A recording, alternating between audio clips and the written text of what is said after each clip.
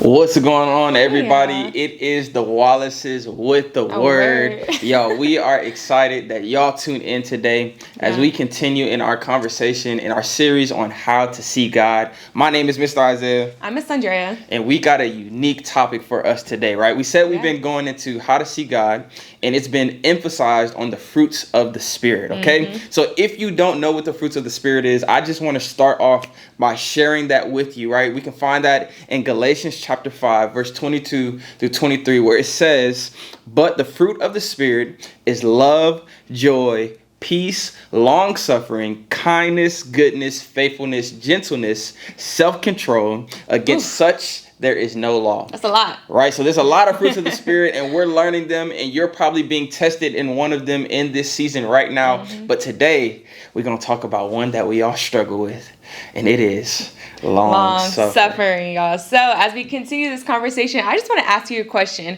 Could it be that what you call denial or denied in your life is actually what heaven calls preparation? So we want to head into this topic of what even long suffering is, because a lot of people get it mixed up. They're like, where does long suffering even come from? But in your Bible, you might have a different translation. So long suffering actually translates into patience. So you might hear long suffering, it actually means patience in the Bible. So what does patient even mean? It actually means and goes beyond just the waiting, right? So it involves the endurance. It involves how you face hardship. It involves your reaction to negativity, right? So the Hebrew word for waiting patiently doesn't just mean to be still or to be quiet, but it actually means to be eagerly and expectant for God to act in that waiting season. So, for example, it could be like, you know what? We've been praying for rain. I want it to rain, and you're carrying an umbrella around because in your waiting season, in your waiting period, you're expecting that God is gonna make it something shake. He gonna make it rain eventually in His timing. So, in that waiting period, that long suffering period, what is your attitude, your frame of mind towards God in difficult times? How do we control our emotions in those seasons? Because if we're not spiritually fed, you will be emotionally led. My God, say it again, say it If again. you are not spiritually fed, you will be emotionally led. So you want to make sure that as we are going through these fruits of the Spirit, you are spiritually led so you do not get emotionally led, which I deal with all the time. Mr. Isaiah can attest. So, but we are talking about this thing, long suffering, patience, right? So the power of patience in waiting, because patience is actually a product of your waiting season. That's where that fruit actually produces and bears fruit. And so, Mr. Isaiah, I know you probably had a lot of waiting seasons in your life. Can you tell us what has been a waiting season in your life, and how were you patient? How were you not? How did you wait well? How did you not wait well? What were some lessons you learned from that? But can you just share a little bit about that? Yes, I would love to. I've had many experiences in my life where I've been in seasons where I've been tested for long suffering. I've been testing for patience. But there's been one specific season in my life that I always remember when it comes to this specific lesson that I had to learn the hard way, right? It was when I was playing football. It was my college season, right? It was my freshman season. I'm coming off a great high school season, right? I'm feeling like I'm the man on campus. I'm on the top of the world in my mindset. I'm arrogant. I'm prideful, right? And I remember I'm in a position where I'm coming in thinking highly of myself, and I'm thinking that I should be getting playtime. I wasn't getting playtime.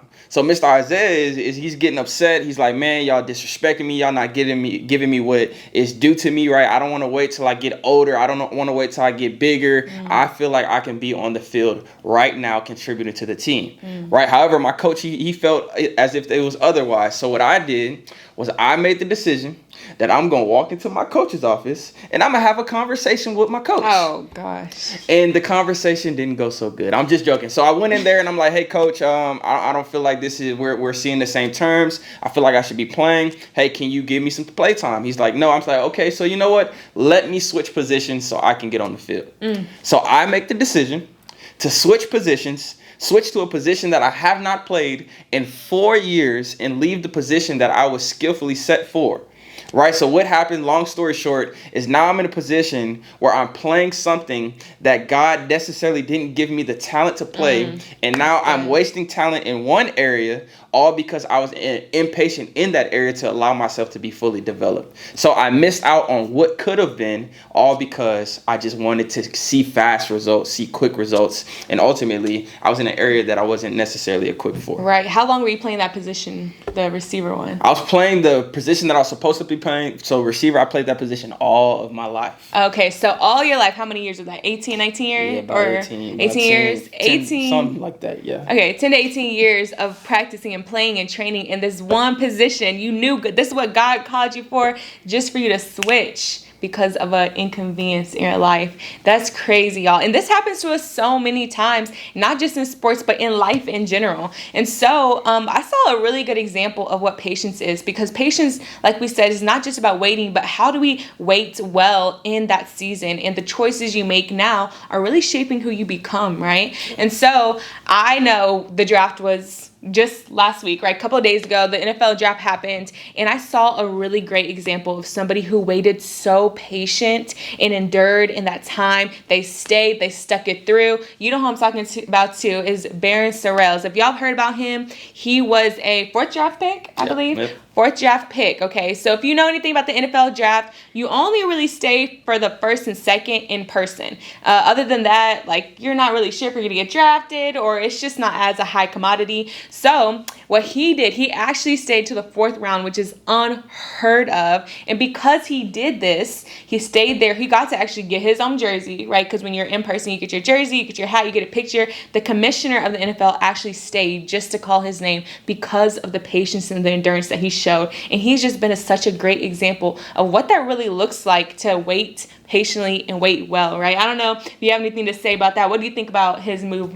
Barron's move on that? Yes, it was a beautiful, because like as Ms. Andrea said, a lot of times when it comes to the 3rd and 4th round of the draft, everyone else leaves, and when you get your name called, now you just get it from a phone call or a video call, right? But because he decided to wait, he got to experience walking on the stage and being drafted just like those who were in the 1st round. So he got to experience something different. He got to experience a beautiful moment, and his dream got to become true of him shaking the commissioner's hand, all because he decided to be patient. Right. And I wonder what happened if he wasn't, right? And I know Mr. Isaiah, he shared his story, and there is consequences to us not waiting, right? The consequence of not waiting is often rushing into what was never meant for you. Kind of like with your position. It was never meant for you, but we rush into it because we are impatient. We don't want to suffer long. We just kind of want to go on to the next thing. And with our culture, that's kind of what, we have embedded in us, is we want things fast. We want it convenient, and we want it now. So I think that we can learn through some ways of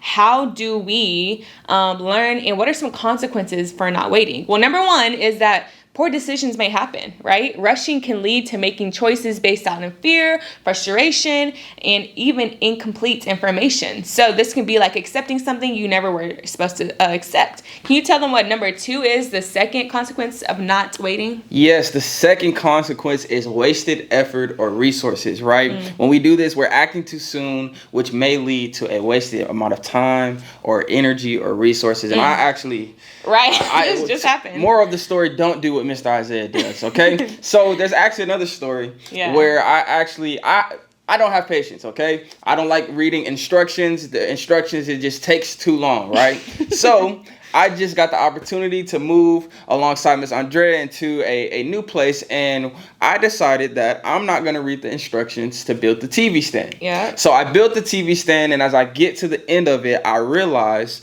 that one of the boards are facing the wrong way, right? I've completely finished everything. It's all built, about 100-something screws, and because I was impatient trying to hurry and get it done, now I have to unscrew everything to go back to a position where I should have been done with that season. I should have been done with that step, but because I skipped through that process trying to get it quickly done, I had to go revisit that step and backtrack all of the different things that I've done. Yeah. More of the story is sometimes when we choose to be impatient, God will have to backtrack us to a certain season of our lives so we can go back and relearn the test or the lesson that we were supposed to learn in that season, because he needs us to have that for the next season, for the complete finished product. No, that's so good. God will definitely put things back in your life you haven't learned. So as an adult, we can all attest to that. But that's great. So number 3, the other consequence of not waiting is that you might feel burnout or frustration. So without patience, you may push too hard or go too fast. And so it's leading to exhaustion or discouragement when things don't go your way or happen quickly. And so this can cause you to give up on your goals because progress isn't necessarily made immediately. And so we have to have that long suffering, that patience with ourselves too. And then lastly is just stunted personal growth. This can cause you to be impatient and can rob you of a chance of maturing, reflecting, and gaining wisdom in that waiting season that God really wants you and desires you to have. So maybe you're like, who am I in all of this, right? Because there's 4 types of people in that waiting season. There's the number 1 person is the impatient person. So this person struggles to wait and often acts impulsively, right? And so it's driven by frustration or urgency.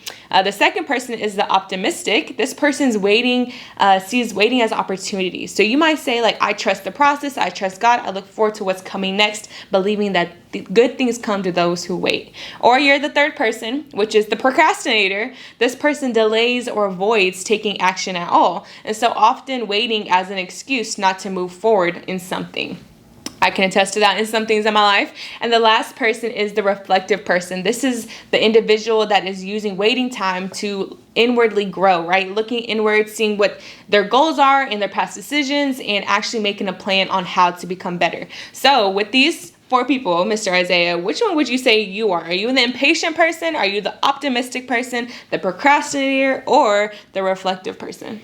I would have to say I struggle between 2, the procrastinator and the impatient person. But as we learned today from my stories, I think it would be okay to say that I am the impatient person. Okay.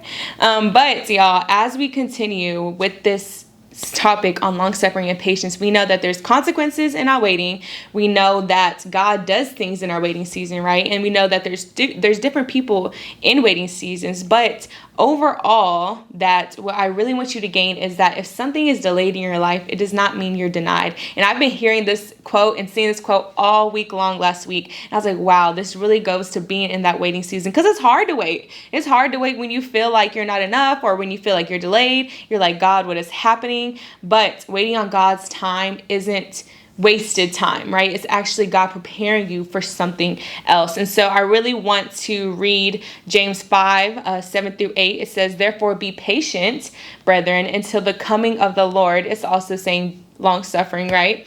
See how the farmer waits for the precious fruit of the earth, waiting patiently for it until it receives the early and later rain. You also be patient. Establish your hearts, for the coming of the Lord is at hand. So that's just saying and reminding us, just as farmers have to wait to produce fruit, so do we have to wait for the things that God has in store for us. And so what do we do in that waiting time? You're probably like, okay, that's great. That's good. I found out who I was. I have some awareness now. But what do we do in that waiting time? Mr. Isaiah, do you mind walking through the 4 steps of what it looks like to do in that waiting time?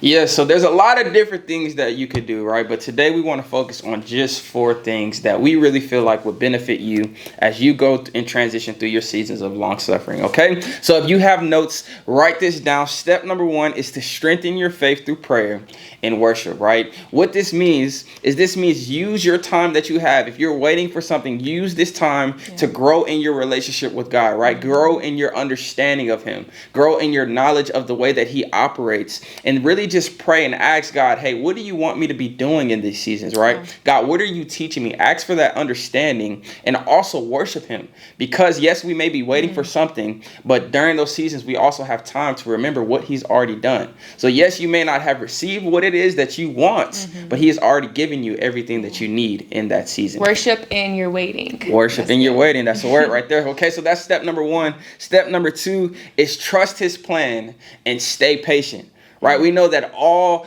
things work for the good of those who love God, right? Yeah. All of those things. So that means that we can rest assured in that promise. We can trust that God is a man that shall not lie, right? We don't have to worry, okay, He told me that this is going to happen. He's giving me a pathway, or He's giving me vision that this is going to happen. We can rest assured that if God said it, He will do it, okay? Yeah. So you can trust in it and just stay patient. God knows when we need what we need. So meaning He will have it happen in the right season. what happens a lot of times is we want it to happen in our timing. Right. And our timing is not like God's timing, right? So number 2 is we have to trust in his plan and stay patient. Number 3, we have to prepare yourself for what's coming. Yeah. One of the worst things that we do is we ask for something external, but we don't prepare ourselves internally, right? We ask for, hey, God, I want to be able to go to this school, or I want to be able to do this thing, have these amount of friends, but maybe we don't have the characteristics yet to have those friends, and that's why we're not getting it yet. Or maybe we want to go to this school, but we haven't prepared ourselves mentally when it comes to discipline or integrity to be able to carry the resources we need to go into that school, right? So we have to prepare ourselves for what's ahead, right? And then lastly, serve others. This is so big, right? How can you help someone else get to the season that they want to get to, right? A lot of times we're just focused on what God can do for us, what it is that we want in this moment. But when was the last time that you said, okay, while I wait, I'm going to make an impact for someone else's lives, right? So the 4 things that we can do when it comes to being in a season of long suffering, being in a season where we're being taught patience. The first thing is 1, strengthen your faith through prayer and worship. Number 2, trust in his plan and stay patient.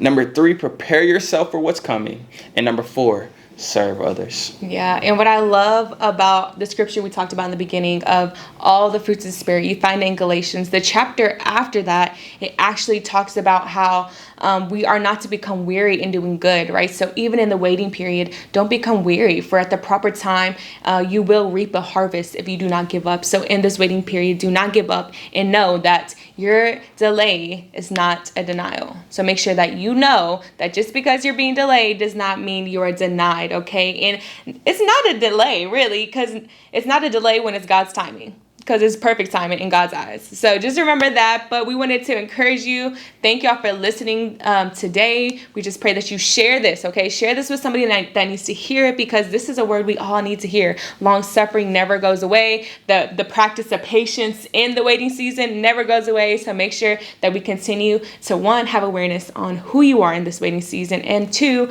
actually doing those next steps in work in the waiting period. So we thank you for listening. Share, like, and we'll see you next time. See ya.